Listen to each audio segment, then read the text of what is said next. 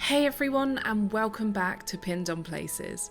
As you turn off the A458 and wind through the narrow lanes toward Acton Burnell, the modern world seems to peel away in layers, replaced by moss-covered stone and the deep, rhythmic green of the English Midlands.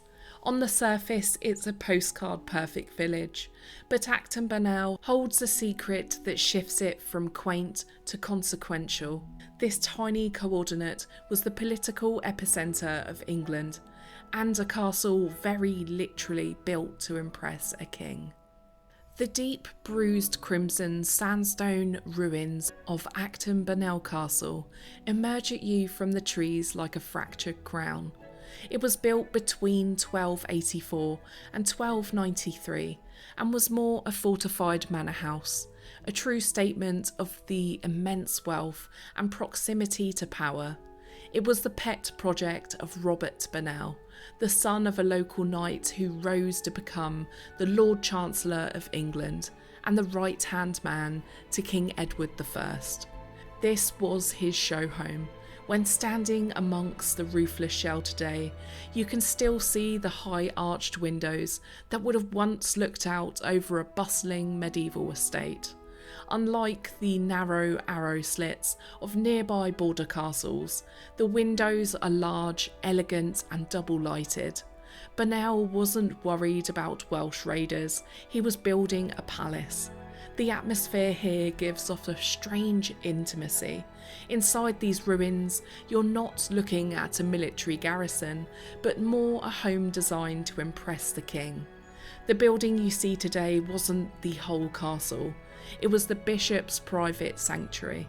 In its heyday, this red sandstone block would have been surrounded by a sprawling complex of timber-framed kitchens, stables and guest houses, perfect for entertaining and fit for royalty. Interestingly, if you stand in the centre of the shell, you can still trace the layout of the once Great Hall. This room was a 13th century boardroom where the king's inner circle would have gathered, warmed up by the massive hearths that have since vanished, leaving only the soot-stained scars on the masonry. Also, it's worth looking out for the corbels, the stone brackets jutting out from the walls. They would have once held up massive timber floors where the elite of the Plantagenet court slept. This place really is so atmospheric because it was once a manor house rather than a fortified castle.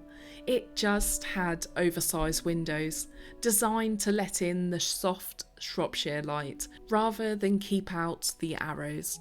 It feels like a house that has had its skin peeled back, revealing just bare bones of a once high status life. The real importance of this site lies just some yards away in a quiet school field.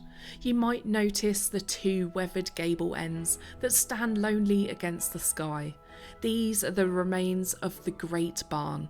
In the autumn of 1283, King Edward I held a parliament. The king's court was far too large for the manor house, so the legal machinery of England was moved into the barn. It wouldn't have been the first time that nobles had gathered, but it was revolutionary for another reason. It is widely cited as the first time in English history that the commons, who would be the ordinary knights and merchants, were significantly involved in the administrative process.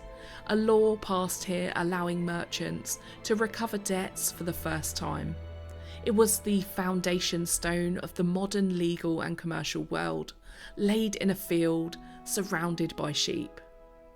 If you walk around the castle, you may feel and notice that the ground is strangely uneven. This is because the castle was originally a moated manor. It wasn't moated for defence, it was purely decorative and a status symbol, and also a giant fish pond. In the 13th century, if you were rich, you ate pike and carp. The moat would have been meticulously maintained, reflecting the red sandstone walls in its surface, creating an almost double castle effect that would have looked breathtaking to a medieval traveller. History at Acton Burnell isn't only about the elites, it's also about the layers of life that followed. By the 17th century, the castle was a simple, hollow shell. A local family, the Nicholases, built a house inside the ruins, using the medieval walls as a frame for their own home. It's a beautiful, messy exempling of upcycling history. Then, by the 1800s, the castle was turned into a picturesque ruin. The owners would plant beautiful yew trees and curated the decay, turning a seat of power into a place for wonderful walks and poetry. Try not to miss the nearby church at St Mary's, adjacent to the ruins here of Acton Burnell. The beautiful 13th century church is a true hidden treasure, almost untouched by the heavy-handed restorations of the Victorians. Inside, the atmosphere again is thick, the floors are beautiful, and its architecture is a masterclass in the early English style, but with a wealthy cosmopolitan twist. St Mary's Church is simply beautiful and stunningly unrestored. It's well worth visiting, especially with an explore to Acton Burnell Castle.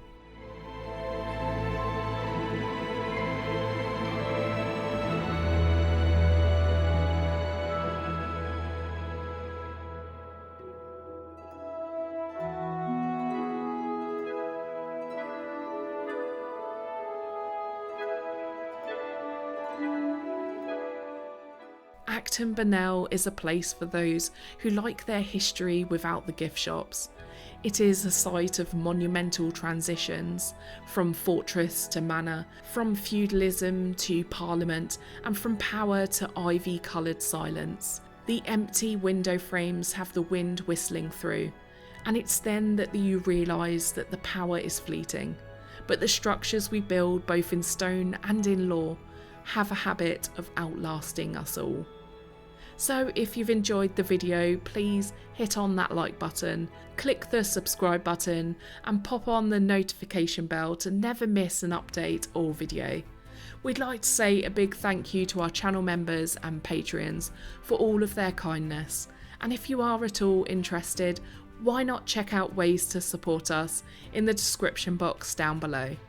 So we'll see you on the next one. Till next time.